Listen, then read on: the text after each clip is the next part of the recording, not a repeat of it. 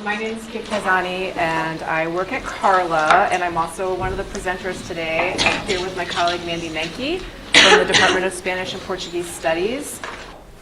Mandy and I today are going to be talking to you about a study that we did last academic year on the multi-literacies framework, instructional materials, and relatedly teacher development, although we won't be talking very much about teacher development today. That's part 2. This is a version of what we presented at ACTFL, so sorry, Dan, you've already seen it, and also a version of what we presented at the CARLA Open House in October, but it's a little bit more fleshed out, and it's based on a manuscript that's currently under review for publication. So I'm going to skip the audience participation slide, I think, and go right to a definition of literacy. So we are defining literacy differently from the way that you may have traditionally. We're going beyond literacy as being understood as reading and writing and maybe involving studying the literary canon as you would in collegiate foreign language programs to encompass something much more broad. And we talk about literacies in the plural because being literate in a language entails much more than one set of knowledge, but the ability to operate in lots of different contexts with lots of different kinds of people. And so we talk about literacies in the plural. What I have highlighted in blue here is sort of important aspects of this definition. The most important thing is that this definition of literacy is grounded in texts and the ability to interpret and create texts in a second language. It also highlights relationships between various aspects, features of texts and how they're used in context, the ability to reflect critically on information and on language, the idea that literacy or literacies in the plural is dynamic, it's always changing, it changes from context to context, and also that literacy involves a wide range of abilities and a set of knowledge, including cognitive abilities, knowledge of language, knowledge of genres, and cultural knowledge. So that's kind of our working definition of literacy for this presentation. And we argue that literacy can serve as an overarching goal for collegiate foreign language programs. And so you have on the left-hand column of the table sort of a summary of the definition of literacies that I just had up on the slide. And that this orientation sort of emphasizes students' ability to interpret and create texts. It emphasizes the interconnectedness of language and culture, and so on and so forth. And the way that you put this overarching goal into practice from a pedagogical standpoint is through multi-literacies pedagogy. And this is a non-sequential, non-hierarchical set of activity types that can be implemented in the classroom, and they involve 4 different knowledge processes. They're also referred to as pedagogical acts, depending on what version of the pedagogy you read. And these include experiencing, conceptualizing, analyzing, and applying. So I just want to define these in a little bit more detail and give you a couple of examples because this pedagogical framework forms the backdrop for the instrument that we developed for our study and for our analysis of instructional materials. So you have sort of a summary and definition of the 4 knowledge processes here on the slide. So experiencing is as its name applies. It's sort of unconscious reflection, immersion in a text, focusing on learners being able to express their impressions, their thoughts, their opinions. Experiencing often happens as a pre-reading activity, for instance, when you're dealing with written texts. So brainstorming would be an example of an experiencing activity, or when you're interacting with the text initially, global comprehension questions like multiple choice or true-false might be an example of an experiencing activity.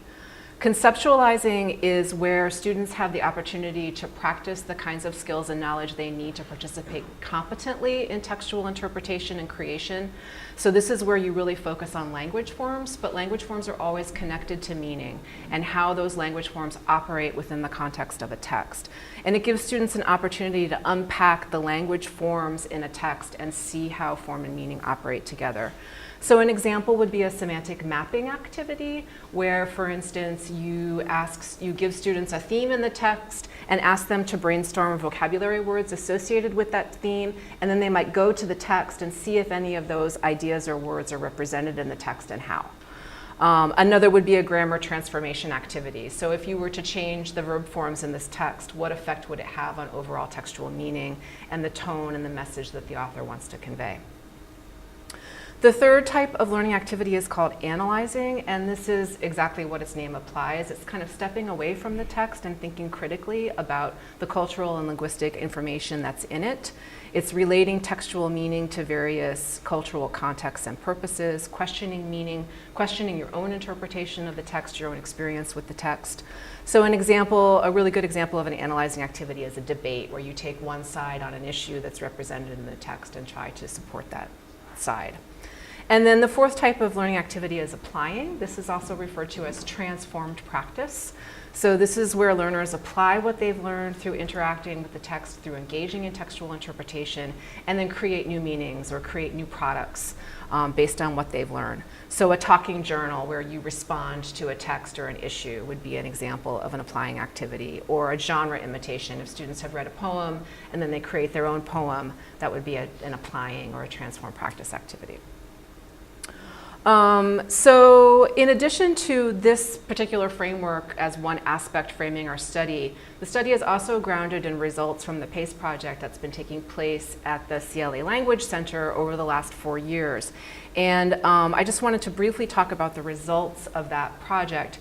So in the first 2 years of instruction, sort of across the board, across languages, what this project found was that listening lagged behind other language modalities. And as a result of that, several of the foreign language programs have been focusing on interpretive listening development in the first 2 years of language instruction, and the Spanish program is one example of this, which Mandy will talk about in more detail in just a moment. So this result, this lower listening result, which you can see in green as sort of lagging behind speaking and reading, is another point that framed this study, that kind of inspired what we did, and specifically inspired our focus on interpretive listening as the site of our study. And as Mandy will explain in a moment, what the Spanish program ended up doing was developing a number of interpretive listening and viewing activities to address this gap in students' language proficiency development. And so that's what we focused on specifically in our research project, was interpretive communication. So I just want to talk briefly about interpretive communication from a literacies perspective so that you understand a little bit more where we're coming from both a theoretical and pedagogical perspective. So if you think about the way that interpretive communication is designed from the World Readiness Standards, which is on the left-hand column, it's this sort of one-way communication. It's the ability to understand, interpret, and analyze oral, A-U-R-L, written, and visual input on a variety of topics. The literacies definition of interpretive communication doesn't look that much different on the surface, but the theoretical perspective that underlies this definition is much different. So from a literacies perspective, well, let me back up. From a world readiness perspective, it's really very cognitively oriented and focused on the learner as an individual and what's happening in the individual's mind as they interact with textual content. From a literacies perspective, it's focused much more on the sociocultural aspect of learning and the fact that learning doesn't just reside in the individual, but actually is also dependent on a learner's ability to interact with the cultural environment and the people who exist in that environment. So that's why there's an emphasis on interpretive communication as being both an individual and a collaborative act. So if you think about it, you don't ever really read in a vacuum. You almost always talk about it. So if you're sitting across the table at the breakfast, where you're eating breakfast and you're with your partner and you read some ridiculous news headline and you react to it, then reading becomes a collaborative act and you talk about your reaction to the text. So that's the idea behind that. And then the other thing that's really important in the literacies perspective on interpretive communication is this idea of building meaning. That meaning isn't static, but it's something that you construct both individually and collaboratively. The way that other people think about the text is going to influence the way that you build meaning from it, and so on and so forth. Okay, so if we think about interpretive communication from a literacies perspective, then kind of drill down and look a little bit more in detail at this, it entails exploring multiple meanings through different interpretive lenses, as I just mentioned. So different people are going to bring different backgrounds to the text, and then you can collectively construct meaning. It entails language use plus constructing meaning through textual content. It has linguistic, cognitive, and sociocultural dimensions. So if you think back to the literacies definition that I presented earlier with the items highlighted in blue, those are 3 different kinds of knowledge and abilities that are inherent in a literacies orientation. Interpretive communication involves overlapping language modalities. So as I mentioned, you don't read in a vacuum, but rather you read, you discuss, you read, you write, you think, that kind of thing. So reading, writing, listening, speaking all overlap. And then interpretive communication, as I already mentioned, is both an individual and a collaborative act of building meaning. So that's kind of the theoretical background for our study. Mandy is now going to walk you through the revised Spanish curriculum and then through the details of the study itself. So Kate showed you there just a few minutes ago the results that we received from our students' performance on the proficiency assessments that they took over a number of years. And so when we got those, we were concerned about the listening, and so that's where we decided to focus our efforts. And so really, and this is ongoing across all of our language program, we're really focusing on developing that interpretive listening and making it more systematic and integrated throughout all of our courses so that it's not just something that's done at home on students' own and maybe if we have time for it, but that it's really an integral part to what we're doing in instruction. We also had a few professional development opportunities that were available to all of our instructors here on campus as part of that PACE program centered on listening. I had also started, and this was kind of going on concurrently, I had started a professional learning circle in the department to explore multi-literacies pedagogy. So that was going on, we were getting our PACE results, and so the two things converged into this project. So we had instructors exploring the multi-literacies pedagogy, and then as part of that PACE project, we were able to get some additional funding to support curriculum development, in particular for our course level supervisors. So for our 3rd and 4th semester supervisors, to really do what we had been wanting to do and talking about, to really think about what were the texts that we wanted to bring in, how would we do this with the multi-literacies approach to listening, and then how are we going to integrate those into the curriculum? What did that mean for things that might have to go out? How would it connect to what we were already doing? And so there were some funding opportunities for curriculum development.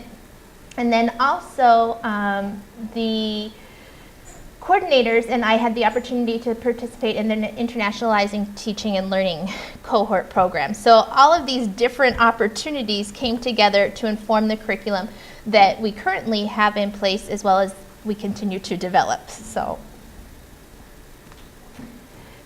all of that was going on, and we were creating all of these new materials, and Kate and I started thinking, this is an opportunity for us to really look at what is going on and to research how multi-literacies pedagogy is being enacted. And so we started with the instructional materials themselves. And so we identified 3 research questions.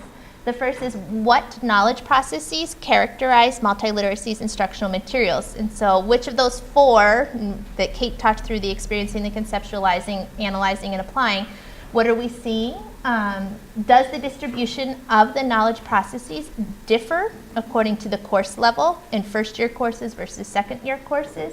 And then are some of those knowledge processes implemented, or are they more present or emphasized more in the materials than others? So those were the questions that guided our project. Here you have a timeline for the study that we carried out last February, so almost a year ago. We started recruiting participants to rate and analyze the materials with us. In March, we were able then to start collecting materials, and we collected materials from a first-year course and a fourth-year course, and we collected a total of 25 lessons from the course supervisors. Within those 25 lessons, there were 134 tasks or steps that we analyzed. And you can see that we then had a rater reliability meeting where we really worked to reach consensus around what those different knowledge processes looked like and what types of activities might fall into each of those categories. And so as part of that, we developed a coding tool. And this coding tool, you can see in the gray, you see each of those 4 knowledge processes. And there are keywords that follow underneath those. And we pulled those from some of the work of Kalantzis et al., their 2016 publication. And many of those are aligning with the different descriptors for Bloom's taxonomy. The organization of the tool itself is coming from Roland et al., who had carried out a similar study in an English as a foreign language context in a university in Japan. Japan. Sorry. And so this is what it's based off of, and we added in those keywords, and we put in some additional examples here. So we talked through what these might look like. We classified some of the activities together. This is what each of the raters received. The top part represents a Google spreadsheet where each of the lesson plans is listed. And then if you look in that far right column at the top, those are each of the tasks within a lesson plan. So it's, step A, task A, you can look at slides 1 through 3 and lesson plan notes number 1, and then there's a link in that. So everything was housed within Google Documents. So they could click and look, and then what we would do is you'd read through lesson A or step A, and you'd come down and say, okay, activity A, which of the knowledge processes does it correspond to? One thing that you'll notice here that I want to point out is each of those knowledge processes had like a subdivision. We didn't really talk about that when Kate was talking through overviewing the different knowledge processes, but we were trying to tease out some of the subdivisions as well. So that coding, that individual coding, happened between March and May. So about over a 2-month period, each individual that participated in this study rated all of those 25 lesson plans with 134 tasks. And so then we came together in May to reach consensus. Prior to that meeting in May, Kate and I sat with all those Qualtrics ratings and we saw where there was overlap and which ones we needed to talk about, which was most of them. And so we did have, that was about a 2-hour consensus meeting that we had then in May. We did have some additional follow-up with the study participants to reach final consensus on a few items that we hadn't quite reached consensus on in our in-person meeting.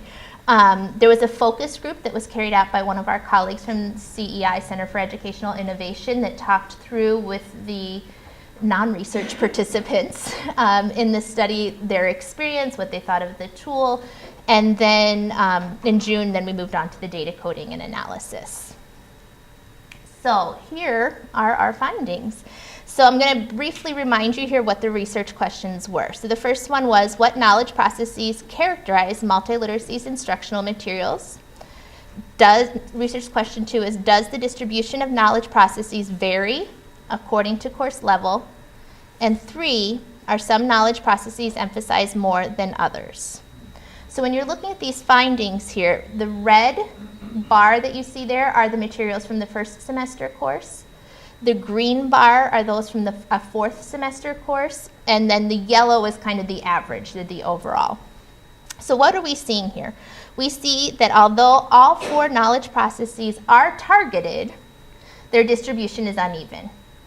So we already are answering questions 1 and 3 there. What is most striking is that experiencing is 7 times more common than any of the other knowledge processes, whereas conceptualizing is barely present. It's only about 5% of the tasks that students were involved in. How do I put this down? Just use the mouse. Sorry, I gotta Use your finger like that. Oh, it's like, okay. And so what we're also seeing is that we're not seeing big differences between the 1st and the 4th semester courses, right? That was our second research question. So the tendencies that we see are consistent across both the 1st and the 4th semester course.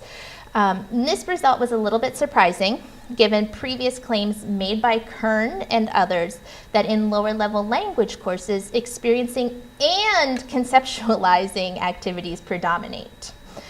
Overall, the lessons we analyzed do not represent a balanced multi-literacies pedagogy, despite repeated calls for focus on all 4 knowledge processes across instructional levels. So when we think about these results in relationship to other findings, we're actually pretty consistent. we were replicating that study that I referenced by Roland et al. From 2014 in Japan, and they found the same tendency. The numbers are a little different, but the tendencies are the same. They had found that 65% of activities were focused on experiencing, 9 on conceptualizing, 5 on analyzing, and 21% on applying. So a little bit different, but relatively pretty similar, and especially in that experiencing was the most common. The lower number of conceptualizing tasks and may be related to findings from other studies by Allen and Dupuy, 2013, and a forthcoming publication that I have, that teachers often struggle to integrate form and meaning in text-based activities. Anecdotally, we have actually found this to be true both in the materials analysis consensus meeting that we had, as well as during course level professional development meetings that we've had with instructors. In a 2014 publication, Hiram Maxim attributed this division between language and meaning to disciplinary practices, arguing that university foreign language instructors, and I quote, have not thought about how the texts we engage could be models for our students' language development, or how language functions to make content meaningful. We have been socialized to divide these language acquisition imperatives, not to teach them holistically. End that quote. Nonetheless, we do have findings that point to that when we do focus on conceptualizing and bring the language and meaning together, that does have an impact on student learning. A 2017 study by Allen and Goodspeed showed that conceptualizing and analyzing tasks are essential for student uptake of textual features and for raising student awareness of the multidimensional nature of writing as more than just lexicogrammatical accuracy. We all know that to be true. We know that writing is not just about choosing the right verb form, but it's about making meaning and the textual features and how you do that. And by focusing on conceptualizing and analyzing with students, they start to develop that understanding as well. In addition, a 2014 study by Michelson and Dupuy showed that the knowledge processes of conceptualizing and analyzing helps students situate textual meaning and textual practices in terms of author, speaker, and audience. So they see how some of those conventions of language use are used in different contexts. Depending on who the audience is, who the speaker is, they can start to make those connections as well. So a possible explanation for the imbalances that we find in the materials we analyze may be teachers' perception that conceptualizing and analyzing tasks are too cognitively demanding for some of our lower level language learners. In addition, these results may reflect teachers' struggle to transition from a curriculum that has been fully aligned with communicative language teaching practices and the experiencing activities that are part of that really focus on that functional transactional language, from transitioning from that understanding of language teaching to one more grounded in multi-literacies pedagogy and foreign language literacies development. Regardless of the reasons behind the nearly exclusive focus on experiencing that we see here in the analysis, empirical research shows that there is a mismatch between what is necessary for student learning and literacies development on the one hand, and what teachers are emphasizing in multi-literacies instructional materials on the other. So despite this mismatch that we're seeing, the participants that in our study perceived the process of engaging in this materials analysis and using that multi-literacies coding tool as beneficial, and they perceived it very positively. So here we have some themes that emerged during that focus group that happened after our consensus meeting. This is not data that we've analyzed, but it's aggregate data that was given to us by that focus group leader. So what do we see here? Overall, by having participated in this process, the participants commented that their understanding of the multi-literacies framework was deepened. They had a greater sense of what the benefits of it were, as well as what the limitations of it are. It also helped them to understand the importance of having goals and objectives, and reinforced then how we need to align our instructional materials with those. There was also a paradigm shift that happened for those instructors. So often we as teachers think about what we are doing in the class and what we need to do, but this really forced participants to think about what students are doing. What cognitive processes are they engaging in? So there was a paradigm shift that happened there. There was also the possibility of thinking more objectively about communicative language teaching textbooks and their limitations. And then also, as a result of having participated in this, the participants said that there was the potential for programmatic and curricular change, right? Having the chance to really step back and look at the materials that you're using and thinking about what are the implications of those, then we could think about, well, is that what we want, or do we need to change what our materials are to be able to do what we want, going back kind of to the goals and objectives there. So this materials analysis study, grounded in multi-literacies pedagogy, and the results of large-scale proficiency testing suggests a number of implications for the foreign language curriculum, instruction, and teacher professional development. And we've listed some of those here. First of all, we focused on the interpretive mode of communication because that was the aspect of our curriculum that we were currently developing. But if we expand this to look across other modes of communication, other activities, other emphases within the curriculum, would we see the same tendency or might we see other tendencies? So by doing that, we have a fuller picture of the nature of multi-literacies lesson plans in a language program. We also have recognized the importance of encouraging awareness of on the part of instructors of their beliefs about language development and texts. By enabling instructors or teachers to become more aware of those experiences and beliefs, it can lead to more theoretically and pedagogically grounded understandings of the relationships between form and meaning, and how to attend to those in text-based lessons. And so we have thought through some different ways that we might do that. We could provide some professional development, explicitly connecting form and meaning through texts, guiding teachers through that process of exploring how does the linguistic and the textual forms inform the meaning. What is the relationship between those? We can create some model materials that show teachers what that looks like in a lesson. And then also sharing results of research that shows that students need those opportunities for conceptualizing and analyzing. Focusing on depth versus breadth. This is the eternal dilemma, right? In instruction, do we cover lots of different topics or do we go in depth in fewer topics? Building coherent curricula that allow time for deeper textual engagement will facilitate teachers' application of a more balanced pedagogy. One thing that we have learned, however, from engaging in this process is that these type of lessons take time to implement, and also many times the teachers are seeing them as in addition to what they're already doing in the classroom, rather than something that is fully integrated into all of the goals of a lower level language program. So slowing down the curriculum might mean covering less traditional content, but it affords opportunities to go deeper into the content and more fully engage with the texts that are in the curriculum.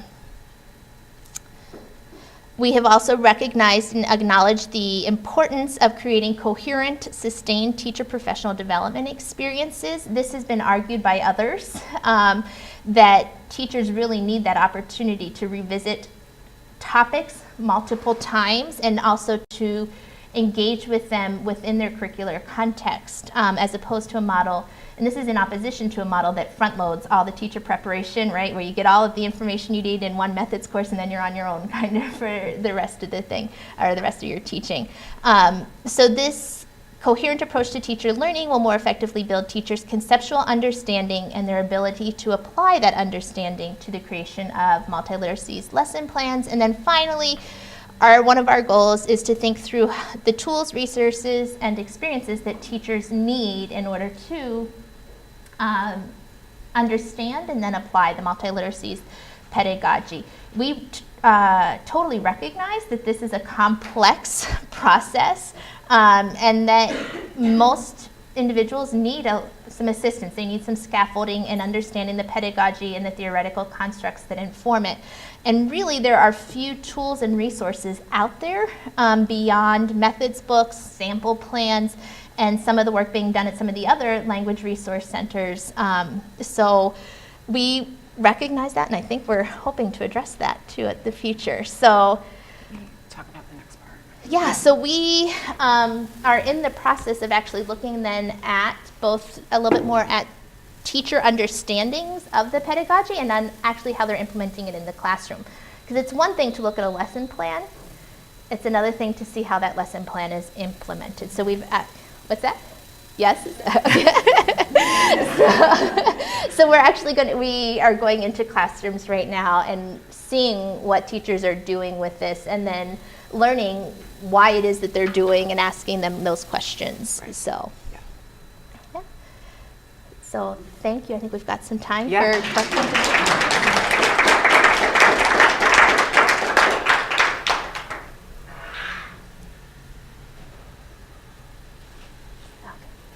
Corey?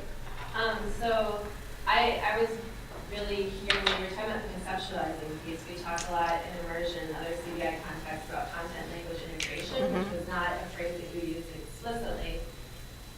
But with my immersion teachers, I'm working a lot right now on thinking about rather than the lesson plans, but the materials themselves that they bring into the classroom, so like the literal text that they bring in. Is there any work in multi-literacies that looks at changing that text to create opportunities for conceptualization out of the text itself, like prompts within the text that would focus on form and that would make it more noticeable in the text? Does that question make sense? Are you talking about adapting texts? Yeah, or so you were talking from the lesson plan standpoint, and I'm curious about when they bring a text into the classroom, if there's any talk at the conceptualizing process level about adapting that text to help highlight that integration of language and content.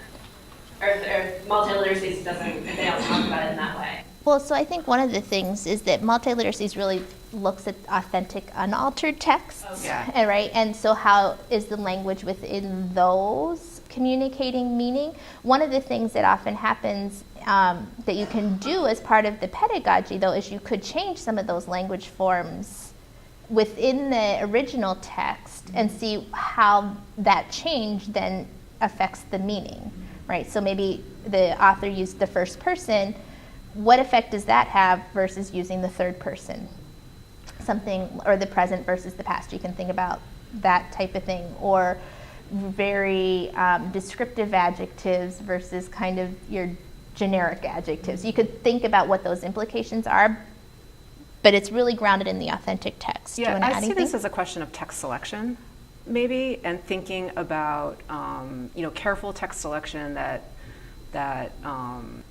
fits with the themes of the unit that you're teaching or whatever, and then carefully examining the text to identify what its salient features are and deciding which ones of those you want to hone in on when you design activities. So rather than modifying the text, thinking about the text before you even integrate it into your curriculum, whether it's appropriate, what you can hone in on, what are those sort of design features of the text that can then become the focus of instruction to allow students to see those form meaning connections. Does that make sense? Yeah, and yeah. Just to clarify, because I wasn't clear, when I'm talking about modifying the text, I don't mean changing the text itself, but maybe adding a highlight or adding a Oh, yeah. Oh, sure. Sure. But keeps the text itself Yeah. original. Yes. Yeah, and there's all kinds of work on identifying textual features and sort of, it's framed within systemic functional linguistics and looking at those different features of the text. But yeah, there's a lot of work on that. A lot of it coming out of Georgetown, the German program at Georgetown. Yeah. Like, just like a methodology clarification question, two questions. One, so your coders were the participants, were the teachers of these courses, looking at their own lessons, or were you? The creators of the lessons, yes. Or then going back using this framework to sort of analyze Yes. their own design? Yes. And then you were trying to assign a single code to each task. Yes. Did you, Yes. We did have some where we ended up coding it as more than one. Yeah, Okay. yeah. Right, where we were like, it is this, like, kind of like this part of it's this half of this question is this half of this question is this. So there were some that were double coded, so to speak. Yeah, but that wasn't possible within Qualtrics when the initial coding took place. So that was what we worked out during the consensus meeting. And then there were also other activities that we found were completely outside of the framework that we eliminated from our data set. Just those kinds of activities that you do in foreign language classrooms that really, you know, like reading aloud, or, although there's some debate about that one, but Well, there were some like grammar, I would say traditional grammar exercises. yeah, that were just sort of an aside to give students some grammar background before they went back to the text. And so we had to eliminate some of those from the data set. Yeah. Does that answer? I kind of took over your Yeah, question, when but I I'm was looking intuiting at- what you were going to ask. Well, you look, if you force a choice, you can say, okay, these are sort of the primaries, but then like, what does that bar chart look like if you open it up and say, okay, we can have 2 or 3, Yeah. Right. you know, do you start to see different Yeah. patterns emerge? We didn't, though. We teased those two data sets, those two sets out. So those ones that were single coded and the ones that were multiple coded, and the trends were the same. It was about the same. Yeah. And I would say, you know, we did it at like that individual task level within the lesson. The original study that we were replicating, in essence, did it at the lesson level. So they coded Yeah. like one knowledge process per lesson, and we thought, well, no, you're going to like miss a whole lot if you do that, right? So this was kind of Right. our next step. When we did present this at ACTFL, one of the questions that was asked of us, and we both were like, oh yeah, that's a good thing that we hadn't thought about, was maybe there's more individual little activities that go with experiencing, but those activities take 5 minutes, whereas that analyzing activity takes 20 minutes. So maybe thinking about, rather than in terms of the number of activities, thinking about the instructional time spent within each of those knowledge processes, that may change what the distribution of instructional time then looks like. So we haven't done that, and I think that could be Emphasis, something yeah. that we do now that we're in classrooms looking at how they're implemented, right? A question about your data sets in terms of the lessons themselves and in your timeline. So am I to understand that the 1001 lessons were all designed by the same curriculum developer? Yes. Okay. One person? And were all the 1004 designed by one person? Generally Generally, speaking. yeah. So, okay, so, and these were developed specifically with the intent to be multi-literacy lessons, or were they just lessons and now you're kind of afterwards superimposing? They were inspired They were, by the framework, yeah, Okay. that's a good word, inspired. but designed specifically to target interpretive communication, interpretive listening, Right, basically, right, with the framework as a backdrop for that. but, okay. Yeah. So you're looking for things that might not necessarily have been the original intent. Potentially. Yes. Potentially. Potentially. And then also just in terms of variety of, I mean, all of it coming from one person is very different than Right. if it were. Yeah. I think this is, I mean, it depends on the language program that you're working in. But oftentimes in large language programs, there are specific materials that are shared and to be implemented across all the language courses, right? Or all the sections within a course. Yeah. And so, so I think that's kind of part of Right, it. but still, I'm just saying. Yes. It wasn't that there were 4 people developing all the lessons for 1001. Right, Right. right. Where there would have been more, a little bit There more might have been more variety or variation, yeah. variation, yeah. Yeah. I think that's a good point, because I think it has to do with someone's background and what they've learned about language pedagogy. It seems like this is a result of the communicative language teaching movement, and people are so focused on experience. Just get the students talking about anything, and not so much focusing on form and meaning and how authors create it. But there's been a lot of materials that have been developed specifically for that purpose, like from the stylistic, systemic, functional approach, like Yanez Prieto and Diana Franson and Patricia Lunn have been working on this for a long time. And so it'd be interesting to see how people who use those materials, how this framework would work, to see what they're doing in the classroom. See someone with a different background besides communicative language teaching. That's my impression, because when I got here, that's how I felt. I was trained kind of like in the communicative language teaching approach. So to see someone who came at this with a little bit different background developing those materials from someone more like a systemic linguistics, stylistics background.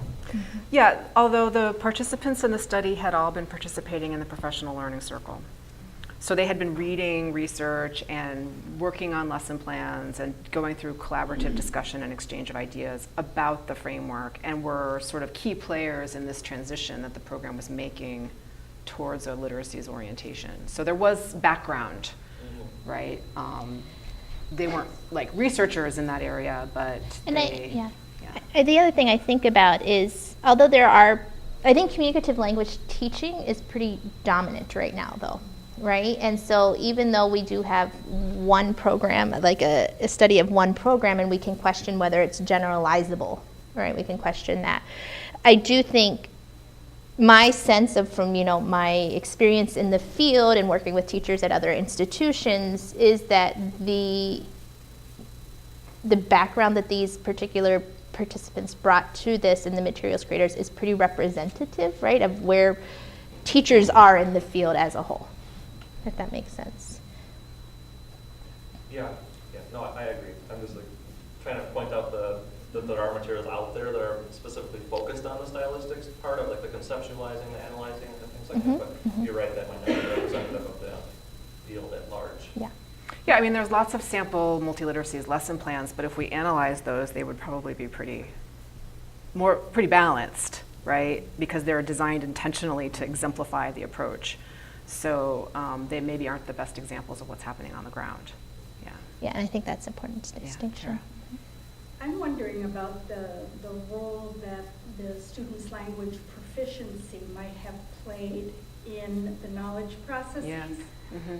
And did you do any thinking about that? I noticed, for example, that in 1004, so that's where they've got more proficiency, right? The order, application was the second, right? Whereas for the lower levels, it was analyzing, right?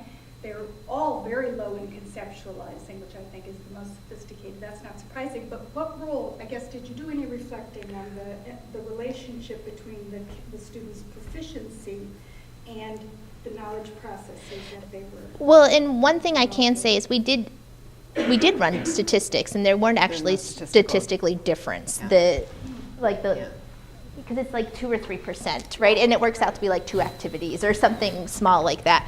I will say anecdotally in the consensus meeting, the participants would be like, well, yeah, but I would follow that up with this, right? Like, so when you only have that lesson plan, like it might look like it's experiencing at a very kind of, maybe I'm going to use the word basic level, but that the materials creator would say, but I would actually then do this, which is why I think it's so important for us to get into the classroom and see what's happening based off of the materials that are developed. But this did come up, Tara. Yeah. So we recorded all of these meetings that we had with them. We haven't analyzed that data yet, but the question of proficiency did come up. And just sort of anecdotally, we noticed that the participants were thinking sort of like, oh, well, as they go through the curriculum, then we can add more complex activities. They were even sort of thinking along the lines of Bloom's taxonomy when they were talking about the framework, which was kind of interesting. And that as students become more proficient, then you can go higher up in the taxonomy and thus move to like analyzing activities, for instance. But that maybe there might be fewer analyzing in 1001, and then that might increase. But the data don't show that. Right? So there was discussion about that in these meetings that we had, but the analysis of the materials didn't reflect that progression that was discussed. So that's to come. We'll analyze that data. I think we're working on that this summer, right? Yeah. Yep. Something like that. So, yeah. Yeah, because I would actually think that analyzing would be a more basic linguistic skill, and applying, especially because you mentioned using creative processes, might be a more higher level linguistic from a linguistic perspective, languages. Mhm. Well, and that was one of the things, And right? that's what sort of the data would show here. Because if you look at 101, it's analyzing what they're doing more in the, right? And they apply Less it. applying, whereas more applying in the higher. Mhm. Yeah. Do you have people instructing these lessons who are not the curriculum designers? Yes. Because I think that would be an interesting thing, you know, whatever is designed in, which of them are actually getting done? Right. Which things are getting dropped and they're running Right. out of time? And we're that might be working with, a- we're observing those instructors and interviewing them. Yeah. Well, yeah, we're in the process of data collection now. Yeah. So stay tuned on that one. Yeah.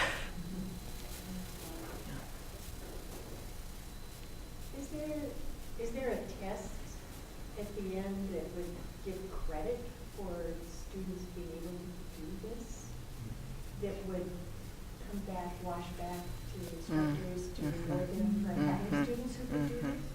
Well, so that is something that has come up as part of this like second phase of this, right? As we've been working on, right? So initially these materials were developed and then implemented by the developer, kind of piloted, and then they were implemented across all of the sections by others.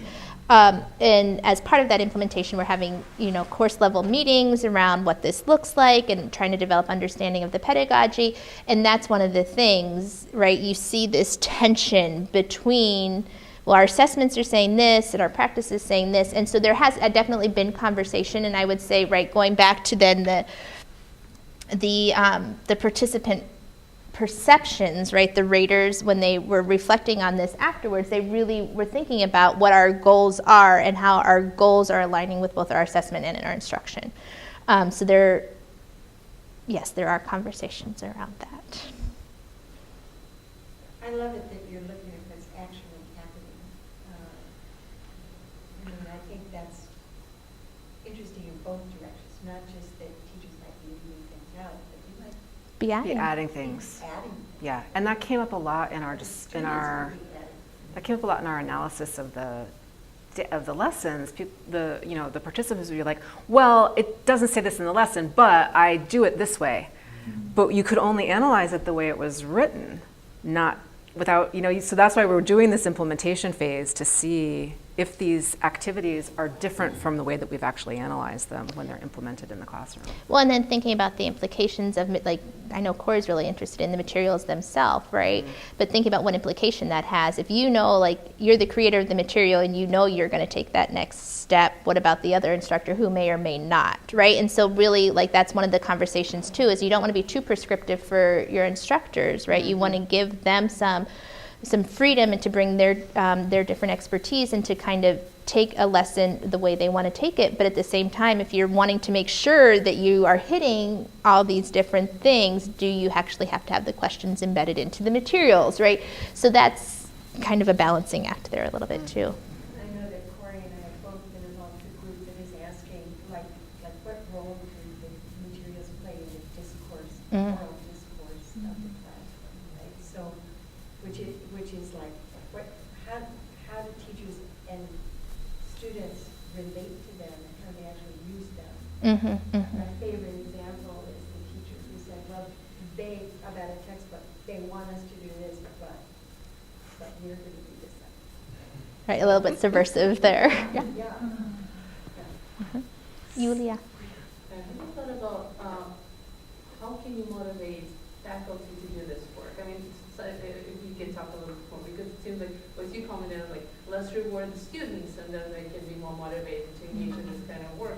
But because you're right now studying teachers, right, and what they're doing, and it seems like there is kind of pushback because of the training that they received, and the lack of awareness why it's important and like what actually is happening. So have you thought about how can you build on the motivation of faculty to do this kind of work? But why is it important? Because it seems like slowing down the process would be hard to do, or going into depth other than breadth, right? It's like, so it's going to be a lot of mind shift. You're talking about basically talking about retraining what has been like they've been studying for years. This is their reality, right? And now you're coming in and saying, see, what's actually, this is the reality. This is actually, even though you've been trained to teach and effectively teach, but it's not really happening right now. So, right? So have you thought about how can you build that motivation piece for faculty themselves that want to actually dive into it? We haven't talked, I don't think, specifically about motivation, to use that word, but I mean, my sense is foreign language, like university faculty in language programs, they see a lot of positives with the paradigm that they're in within this communicative language teaching. They talk about how students can talk so much and they can talk about all different things, but at the same time they recognize some of the limitations of that, right? And so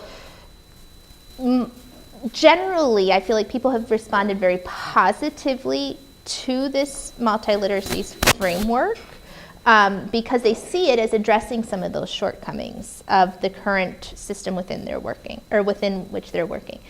That said, it does require a major shift, and a lot of it goes back to a little bit of what Elaine was asking about, is what are our goals, like what is important to us, what do we really want the students to walk out of this class having learned, and that, however, there's a lot less consensus on that, right, and what that looks like. So I think that is part of it. If we can get maybe consensus around what is important and why it's important, then I feel like the pedagogy kind of comes into place. Does that make sense?